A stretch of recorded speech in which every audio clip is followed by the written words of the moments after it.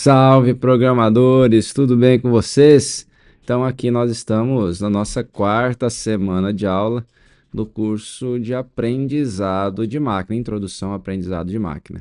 Então, a gente viu as ideias iniciais, história, eh, fundamentamos os termos, então demos uma nivelada na primeira semana, depois a gente apresentou algumas bases de dados, como acessar elas, né, via código-fonte.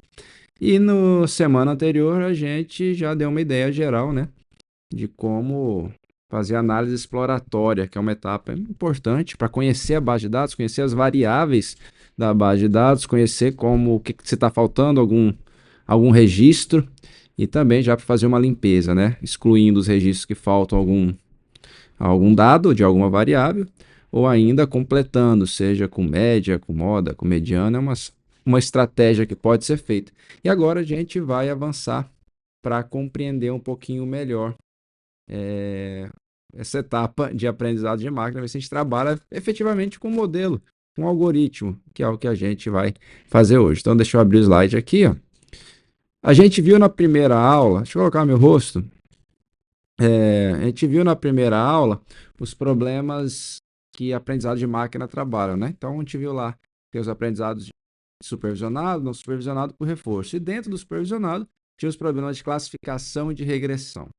Hoje, nessa aula, a gente vai conversar sobre problemas de classificação. Então, relembrando lá daquela aula. Então, os problemas de classificação são um tipo de tarefa de aprendizado supervisionado, na qual o objetivo é atribuir uma classe ou categoria com base em um conjunto de características variáveis observadas.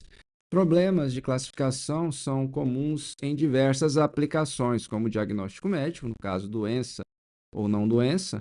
Então, por exemplo, um câncer ser maligno ou benigno, a pessoa está com, sei lá, tem um diagnóstico de uma doença autoimune ou não. Então, isso é classe, né? A classe doença é classe não doença. Isso é classificação. Um outro exemplo é a filtragem de spam em e-mails, né? Um e-mail que você recebe, se é spam ou não. Se não for spam, vai para a sua caixa de entrada. De repente, spam vai direcionado direto para a lixeira. Reconhecimento de espécies de animais e plantas. Então, isso também foi um exemplo, foi exemplo que a gente deu lá na primeira aula. Então, se apresenta várias frutas. Aí o sistema, você apresenta para o algoritmo de aprendizado de máquina maçãs, bananas, abacaxis, para ele aprender as características dessas frutas e classificar novas frutas quando são apresentadas, né? Novos exemplares dessas frutas para dizer, ó, isso aqui eu conheço, isso aqui é uma maçã, isso aqui é uma banana, isso aqui é um abacaxi e assim por diante. Então, isso é um problema de classificação. Tá? Então, o problema de classificação tem que ter uma quantidade discreta, né, de números, classes, categorias, né? E regressão, como a gente já falou na primeira aula e vamos ver em breve, é um número contínuo, né? Então, geralmente associado a previsões, né? Então, voltando aqui para o slide, nesse tipo de problema, o algoritmo é treinado utilizando um conjunto de dados em que as entradas são os atributos e os rótulos corretos são as classes. Eles já são conhecidos, já estão armazenados numa base de dados. Então, a gente tem uma base de dados com entradas, que são os atributos, né, as variáveis, as características daquela fenômeno, daquela observação, e o rótulo correto. Então, eu acabei de dar um exemplo aqui, né? Então, eu apresento frutas, poderia ser imagens de frutas, e aí o algoritmo vai aprender exemplares de maçãs, bananas e abacaxis. Quando você apresentar novos exemplares, outros exemplares de maçãs, de bananas e assim por diante, o sistema tem que ser capaz de generalizar o conhecimento que ele já tem, que foi aprendido com os exemplos que foram dados, para classificar novos, né? Então, observe, e isso é importante, que no caso de problema de aprendizado supervisionado em geral, mas especificamente de classificação, a gente precisa que os exemplos, que são os registros da base de dados, que eles já estejam rotulados, dizendo, ó, essas características aqui é da maçã. Então, as características são os atributos, são as entradas do algoritmo de aprendizagem de máquina, e o rótulo correto, maçã, é o alvo, né? É o rótulo correto, é a classe. Então a base de dados tem que estar completa para a gente utilizar em um aprendizado supervisionado, especificamente para classificação. Então, a partir desse treinamento, o modelo, que é o algoritmo, aprende padrões que permitem classificar novos exemplos, atribuindo a eles uma das classes previamente definidas, tá? Então, foi o que eu acabei de explicar. Isso é muito importante vocês entenderem para diferenciar do aprendizado supervisionado, do não supervisionado, mas também da classificação para regressão. Regressão é outro tipo de aprendizado supervisionado. Tá? Então, a classificação são as classes que já têm que ser conhecidas a partir dos registros, dos exemplos que nós temos da base de dados. Eu quero apresentar uma imagem aqui para vocês. Essa imagem é de um pipeline típico de aprendizado de máquina. Pipeline, né? É a linha de produção, a sequência de etapas que normalmente são utilizadas. Então, a etapa 1, que nós já vimos na aula 2, é para fazer a coleta de dados. Então, como é que a gente vai coletar os dados? Na verdade, a gente ali só está consumindo os dados, né? Que coletar pode ser mais amplo, pode ser lá de fazer uma entrevista e registrar os dados, ou mandar um formulário, ou o próprio sistema coletar os dados com o uso do usuário. Tá? O que nós fizemos na aula 2 os dados já foram armazenados e a gente está consumindo eles para a etapa de aprendizado de máquina. Tá? Que é normalmente como a gente faz mesmo, porque essa etapa de fato coletar lá os dados propriamente dito, geralmente é uma etapa anterior. Então, depois da coleta de dados, passa-se para a preparação dos dados. Então, a análise exploratória é uma das etapas da preparação. No caso ali, a gente está entendendo como é que tem na base de dados, as principais características, os tipos das variáveis, e né, no caso ali a gente fez uma primeira limpeza, que é uma preparação. A primeira não, uma limpeza, né? Porque não pode fornecer dados incompletos para o algoritmo, para o modelo de treinamento. Aí o que acontece? Essa etapa de preparação é importantíssima. A gente vai explorar ela melhor em próximas aulas. A gente só viu a limpeza por hora. Mas a gente vai avançar nessa aula para o modelo de treinamento para a gente ter algo mais palpável para vocês entenderem o processo e também se animarem um pouquinho mais, né? Então, nessa aula a gente está entrando no modelo de treinamento. Treinamento e teste, né? Nós já estamos entrando, a gente não vai aprofundar tanto em teste ainda nessa aula, mas já entraremos. Então, a gente vai treinar um modelo, um algoritmo aqui nesta aula e fazer algum teste simples por hora. E aí, nas aulas futuras, né, a gente vai fazer uma análise melhor para tentar aprimorar os resultados, mas esse é basicamente o pipeline típico de aprendizado de máquina, tá? Então é importante que vocês tenham essa imagem na cabeça, porque a gente vai utilizar esse pipeline, esse fluxo aí, ao longo da disciplina, ok?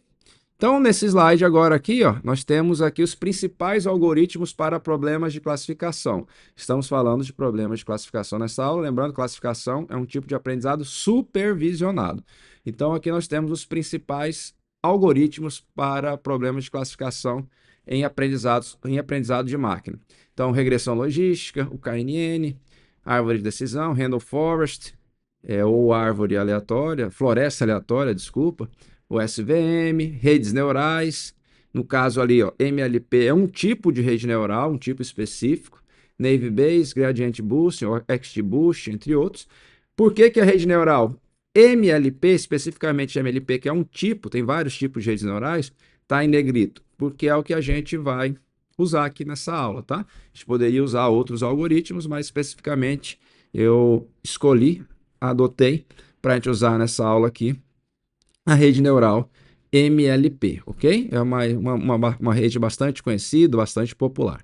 Vamos compreender mais ou menos uma introdução de como funciona essa rede neural MLP. Então, ó, as redes neurais, elas são divididas em camadas, tá? Então, tem as entradas de dados, a primeira camada, onde são fornecidos os dados das variáveis de fato, as observações, os registros. Então, ali são fornecidos os dados das variáveis, tem que ser todos os valores, tem que ser numéricos, tá? Na rede neural, todas as entradas, elas têm que ser numéricas. Aí nós temos, depois, as camadas ocultas, pode ter uma camada oculta, duas camadas ocultas ou até mais. Nessas camadas ocultas, cada circunferência ali, essas circunferências azuis maiores, representam um neurônio artificial. Um neurônio artificial é um neurônio É um modelo matemático, um algoritmo, né? Inspirado no neurônio biológico, nos nossos neurônios, que serve como se fosse uma unidade de processamento, como se fosse um processador cada neurônio. Então, ali no caso, nessa imagem, tem duas camadas ocultas. Cada camada oculta é uma linha vertical, né, de neurônios de circunferência azuis. Então, nós temos lá a primeira camada com 4 neurônios, 4 circunferências, 4 círculos, um abaixo do outro, e depois uma segunda camada também de círculos azuis, um abaixo do outro. Nesse caso, são duas camadas ocultas. Quanto mais camada, maior a necessidade de tempo de processamento. Quanto mais neurônios também, quanto mais camadas, ainda mais. E quanto mais camadas tem, tende a ser melhor o resultado. Esse é o princípio das redes profundas, do aprendizado profundo. Mas a rede neural MLP não é uma rede profunda. Você consegue até colocar muitas camadas, só que não vai ter um resultado tão interessante como as redes profundas, porque elas têm um detalhezinho que corrige uma limitação desse tipo de rede neural. E no final tem uma camada de saída, também composta por neurônios artificiais, que estão aqueles círculos laranjas. E no caso ali, ó, como é um problema de classificação, cada círculo da camada de saída vai ser uma classe, tá? É uma classe da classificação, uma categoria. Então, se o problema que a gente está enfrentando tiverem 3 classes, vão ser a classe A, B e C ali genericamente. Se fosse só 2 classes, por exemplo, doença ou não doença, seriam 2 neurônios na camada de saída, um neurônio representando a classe A, um neurônio representando a classe B. Quando a gente tem um neurônio representando cada classe, a gente chama isso de saídas maximamente esparsas, tá? Então, essa é a ideia geral. Ela trabalha só com números, a rede neural, e aí o processo de treinamento, de aprendizagem da rede neural, é fazer com que os neurônios, na verdade, as conexões entre os neurônios, que chama-se sinapse, que eles são ajustados os valores, a conexão, a força de conexão entre os neurônios. Então, tem um processo de treinamento que vai ajustando as sinapses, os pesos sinápticos da rede neural, para fazer com que ela aprenda, ou seja, responda às classes corretas para as entradas que são fornecidas. Isso é um modelo matemático, é um processo matemático complexo que a gente não vai ver aqui, mas a gente vai ver como usa, que é o que importa na prática, e essa é uma disciplina introdutória, né? Então, dito isso, vocês tiveram uma noção básica de uma rede neural. Tem vários tipos de redes neurais, de uma rede neural do tipo MLP, que é uma bastante popular, das mais que foram mais usadas historicamente, tá? E hoje nós temos outras redes mais complexas e mais eficientes, que são as redes profundas, mas aí um pouquinho mais complexo, mas a ideia geral é essa que eu acabei de passar da rede neural MLP. Dito isso, gente, a gente vai utilizar o Scikit-Learn, que é a biblioteca que a gente está usando. Então, o Scikit-Learn é uma das bibliotecas mais populares para aprendizado de máquina em Python, e ela oferece uma gama de ferramentas para classificação, que é no que nos interessa agora, classificação, que a gente vai ver depois, agrupamento, que é um tipo de aprendizado não supervisionado, e redução de dimensionalidade, também aprendizado não supervisionado. Então, entre os recursos do Scikit-Learn está a implementação de redes neurais do tipo MLP. MLP é a sigla de Multilayer Perceptron, e em português, Perceptron de múltiplas camadas, que pode ser usada essa rede neural tanto para classificação quanto para regressão, tá? Então, a gente vai ter uma aula de regressão mais para frente, lá mais no final da disciplina, e a gente vai usar também a rede MLP para regressão, tá? Então, é interessante porque ela pode ser usada tanto para classificação e regressão, uma vez entendida, compreendida. É muito simples de fazer as alterações em código-fonte para que ela responda como classificação ou como regressão. Especificamente no Scikit-Learn, nós temos aqui então que tem 2 classes para trabalhar com MLP. Então, no Scikit-Learn tem um MLP Classifier, que é a classe para trabalhar com tarefas de classificação, que é o que a gente vai adotar nessa aula aqui. E tem o MLP Regressor, que é para problemas, para tarefas de regressão, que depois a gente vê o uso dela, tá? Então, elas fazem parte do módulo Neural Network do Scikit-Learn. Neural Network em inglês é rede neural. e são altamente configuráveis, otimizadas, é muito fácil trabalhar com elas a partir do scikit-learn. Então, fiquem tranquilos que não é nada de outro mundo. Então, ó, os comandos para criar e treinar uma rede neural Multilayer Perceptor, MLP, com scikit-learn são, a primeira coisa, importar, né, o módulo rede neural do scikit-learn e importar o MLP Classifier, que é de classificação. E depois a gente chamar o MLP Classifier para inicializar ele. Então, ali a gente está inicializando o MLP Classifier. Essa linha de baixo não é para treinamento, é para inicializar. A gente está criando, então, a variável MLP que inicializa a rede neural. Então, observe os parâmetros que estão sendo passados. O primeiro parâmetro lá está quantidade de camadas ocultas, né? Em inglês, que está escrito lá, né? Quantidade de camadas ocultas, estou colocando 20. Então, é uma camada oculta com 20 neurônios. Observe depois do 20 tem uma vírgula. Então, se tivesse um outro número, por exemplo, 20,10, então seriam duas camadas ocultas, a primeira com 20 neurônios, a segunda com 10 neurônios. Se eu tivesse lá 20,10,5, então seriam três camadas ocultas, sendo uma com 20 neurônios, outra com 10 e outra com 5, tá? E aí o segundo parâmetro está lá a quantidade máxima de iterações, né? De loop, de treinamento do algoritmo, a quantidade máxima de vezes que ele vai executar o treinamento para todos os exemplos, né? Que vão ser apresentados da base de dados. Então, ali a quantidade máxima. Pode ser que ele convirja para o aprendizado antes das 1000 iterações, aí ele vai finalizar o algoritmo. Se não conseguir aprender bem até as 1000 iterações, ele para o algoritmo. Então, você pode aumentar para 5.000, 10.000, pode fazer isso, tá? Ou pode tirar esse parâmetro para deixar ele rodar até tentar convergir. Então, assim, estamos iniciando a ideia do classificador MLP e essas configurações eu apresentei. Nesse slide aí tem mais uma lá embaixo, ó, um ponto random state, estado aleatório igual a 42. É muito comum também a gente usar esse random state aí, que é uma semente aleatória, né? Todo número gerado aleatoriamente parte de uma semente, de uma seed, e aí, nesse caso, geralmente a gente usa 42 para garantir reprodutibilidade. O que é essa reprodutibilidade? É porque se a gente não coloca essa semente aleatória igual a 42 ou um número fixo, ele vai sortear a ordem de registros para serem apresentados para a rede neural de maneira aleatória.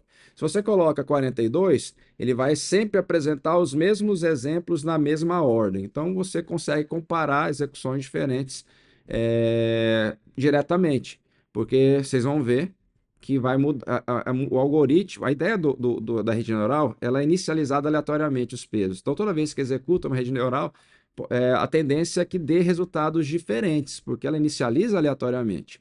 Então, se você faz o random state com a mesma semente, com a mesma seed, isso vale também para os pesos, no caso, né? Nesse caso é específico para os pesos, para falar a verdade. Então, vai inicializar os pesos da rede neural com os mesmos pesos sempre. Então, você garante que não vai ser aleatório esse processo, porque senão cada vez você iria executar a rede neural e vai dar um resultado diferente. Então, poderia ser que executasse uma vez resultados muito bons para os mesmos exemplos e, de repente, executa uma segunda vez resultados muito ruins. Isso porque a geração da rede neural foi aleatória. Então, quando coloca o random state 42, você garante reprodutibilidade, ok? Isso é bem usual, bem comum de ser feito. Voltando para o slide, a gente tem mais um comando com o MLP Classifier do Scikit-learn, que ó, lá está mlp.fit. Vocês vão ver que no Scikit-learn, sempre para executar, é o ponto .fit, né? Então, MLP, da rede MLP, a variável MLP a gente acabou de criar, né? Com o comando, com o construtor do MLP Classifier, da classe MLP Classifier, isso no slide anterior, e para executar, a gente criou a variável MLP, executa mlp.fit. O fit sempre é execução. E aí passa dois parâmetros, o x e o y. No caso, ele está chamando de xtrain e ytrain.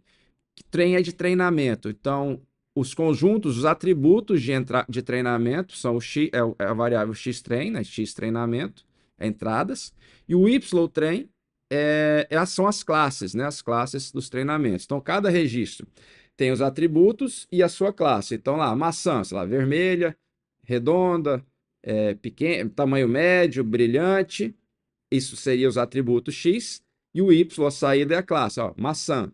Poderia ser um outro registro, os atributos de entrada, o X, é, fruta rugosa, amarelo esverdeado, uma, com espinhos, abacaxi. Então, o abacaxi é o Y, esses atributos, essas características são o X, tá? Então, o X é o conjunto de entrada, que a gente chama, são os atributos do fenômeno, da observação que está no dataset, e o Y é a classe daquele registro. Então, a gente separa em X e Y e fornece na execução do algoritmo aí do MLP, tranquilo? Dito isso, existem outros parâmetros aí que a gente pode utilizar, né? Eu já falei da quantidade de camadas ocultas, já dei no exemplo lá. Tem a função de ativação, a gente pode ou não usar. Normalmente, quando uso o activation, que é um parâmetro, a gente coloca por padrão, ele já vem o padrão ReLU, esse que está marcado, escrito aí, padrão é o ReLU, geralmente é o mais usado mesmo. Então, por isso que a gente não costuma passar esse parâmetro, mas se você quiser mudar, tem outras opções, como o TANH e o Logistic, mas por padrão, a gente costuma usar o ReLU, que é uma função de ativação que ela é utilizada nas redes profundas. Ela é interessante. Então, deixa por padrão, não precisa mudar. O solver seria um algoritmo para otimizar a rede neural. Então, tem o ADAM, o SGD, o LBFGS. O LBFGS, geralmente para base de dados pequena, ela funciona bem. Mas o padrão que a gente costuma usar é o ADAM, tá? Mas pode usar o SGD também, fazer testes e ver o que acontece. O batch size é um parâmetro interessante. Se você não usar o batch size, para cada registro que tenha na base de dados, o algoritmo da rede neural vai treinar a rede neural. Então, apresenta um exemplo e ajusta os pesos da rede neural, treina a rede neural. Apresenta um outro registro, treina novamente a rede neural. Se eu coloco lá batch size igual a 16, por exemplo, o que vai acontecer? Vai apresentar 16 registros da base de dados, um de cada vez, e depois do 16 realiza um único treinamento para esses 16 registros. Aí depois vai os próximos 16 registros e mais um treinamento. Então, o que acontece? A gente treina menos vezes a rede neural, então fica bem mais rápido o treinamento, só que pode ser que não funcione bem. Então, se a gente coloca lá 32, 64, então a cada 64 exemplos, cada 64 registros, treina uma única vez. Então, reduz drasticamente a quantidade de treinamentos de ajuste de peso, que é o tempo mais demorado da execução do processo de aprendizagem da rede neural, o mais demorado é o treinamento. Mas para uma base de dados muito grande, pequena não é necessário, mas uma base de dados muito grande, o batch size é interessante utilizar. O max iter é o número máximo de iterações, já expliquei. Handle state também já expliquei, né? Geralmente a gente usa a 42 para garantir reprodutibilidade. Se não quiser, se quiser deixar aleatório, não usa o parâmetro. E tem a taxa de aprendizado, e também, por padrão, não costumo utilizar. Deixa eu colocar minha cabeça para cima. Ele só vai ter efeito. Por quê? Porque por padrão a gente usa o otimizador ADAM. Então não precisa utilizar. Aí, se utilizar o otimizador SGD, aí a taxa de aprendizado faz sentido. Mas, assim, a taxa de aprendizado é interessante usar se você conhecer melhor a rede neural, matematicamente ela. Claro, usar o solver, o otimizador SGD e conhecer um pouco mais a rede neural. Mas são valores geralmente baixos. Então, 0.1, 0.2 ou 0.001.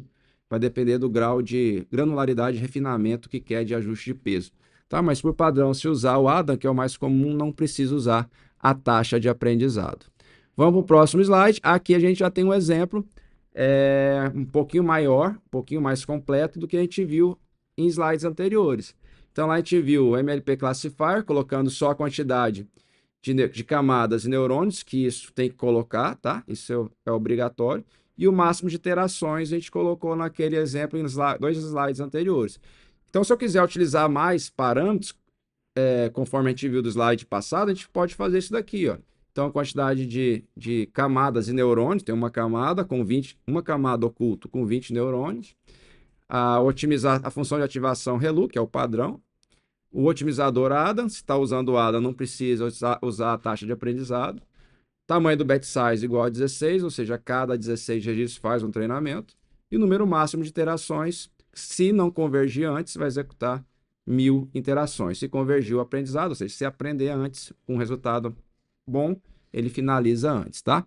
Esse resultado não bom, na verdade, não é resultado bom. Na verdade, é se o erro não vai melhorando. Se o erro estabilizou, ele finaliza, tá? Então, porque a ideia da rede neural é diminuindo o erro a cada vez que ela executa o treinamento para ir aprendendo. Então, quando vai diminuindo o erro, ela vai aprendendo cada vez mais. A partir do momento que o erro estabiliza, não começa a diminuir, aí ele finaliza, ele entende que convergiu. Então, se essa conversão ocorre antes de 1000 iterações, ela finaliza. Se não, chega até as 1000 iterações, tá?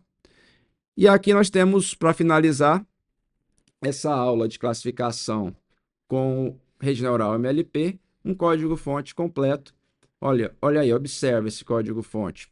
Esse código-fonte completo aí, ele é pequeno, a gente já consegue abrir uma base de dados do UCI, eu estou usando a base íris das flores, né, ali, ó. E lembre que essa base também tem no Scikit-Learn, a gente já viu isso, a gente poderia abrir direto o Scikit-Learn. Nesse caso eu estou abrindo do UCI, mas poderia estar abrindo do Scikit-Learn. Aí, ó, já separem X e Y, observe que depois que a gente importa. Deixa eu colocar isso aqui lá no VS Code, que aí fica melhor para a gente conversar. Então, aqui, ó, aqui importa, né, do UCI. Poderia, para isso, tem que, obviamente, colocar UCI L repo, né? Mas poderia ser importar direto do Scikit-Learn. Aqui, ó, já estamos separando em atributos, as características e o alvo, que é o rótulo, são as classes, né? Então já está separando x e y, que é necessário. A gente cria a variável MLP com o construtor, né? Chamando o MLP Classifier, passando os parâmetros que a gente conversou nesses últimos dois slides. Aqui a gente treina com fit, né? Executa para realizar o treinamento. E aí, aqui a gente faz a execução para classificar. Então, aqui aprende, a rede neural constrói o modelo para aprender a partir dos exemplos. Aqui a gente manda a rede neural MLP, que ela já aprendeu, para tentar classificar os dados de X. Então, observe que agora aqui a gente não passa Y, ele não conhece os rótulos, a gente está simplesmente passando os atributos. Então, vai mostrar os atributos e dizer, ó, a partir desses atributos, me mostra aí, classifica quais são o que você diria que se fosse fruta, por exemplo. Esses atributos é maçã, banana ou abacaxi? Entendeu? Então aqui a gente não passa o Y, a gente quer ver se ela aprendeu.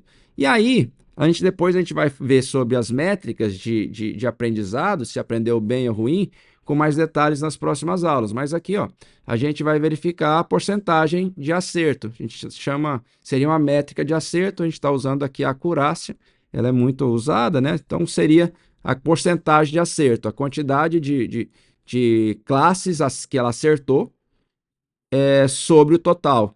Então vai comparar, né? Ela já conhece, né? Aqui, ó, no caso aqui, ó, eu vou passar as classes que foram classificadas, estimadas, né? Obtidas a partir da rede neural treinada e vou passar os valores reais, né? Que foram obtidos lá das classes. E aí vai comparar se são iguais todas elas ou não e calcular quantos por cento acertou, tá? Então vamos executar aqui. Terminou a execução, deu aqui, ó, 1, se é 1, 100%, tá? Então, no caso, acertou 100% dos registros. Então, ele conseguiu classificar corretamente todas as flores a partir desses exemplos. Ok? Tá, mas aí aqui tem um problema, tá? A gente tem um problema aqui, que a gente vai tentar resolver. É um problema do ponto de vista de aprendizado de máquina, tá? Deixa eu voltar para o meu rosto na tela toda, que a gente vai tentar resolver nessa aula no próximo vídeo. Eu vou separar essa aula em 2 vídeos para ficar melhor para entender. Que problema que aconteceu aqui? Aqui aconteceu o problema de nós estarmos apresentando um grupo de exemplos para treinar a rede e reapresentando esse mesmo grupo que ela já conhece para classificar. Então, ó, a gente usou o mesmo exemplo para treinar e para depois testar se aprendeu. Ou seja, a gente está enviesando o resultado obtido. Por isso deu 100%. Nem sempre vai dar mas vai dar um resultado muito bom, porque você está treinando com uns exemplos e testando com os mesmos exemplos. Isso não é correto em aprendizado de máquina. Eu dei esse exemplo aqui só para vocês entenderem a ideia de como funciona o treinamento da rede neural e um exemplo de teste, mas a gente vai ver no próximo vídeo como é que se faz de fato com o aprendizado de máquina, e dessa forma a gente encerra esse vídeo, a primeira parte dessa aula. Valeu!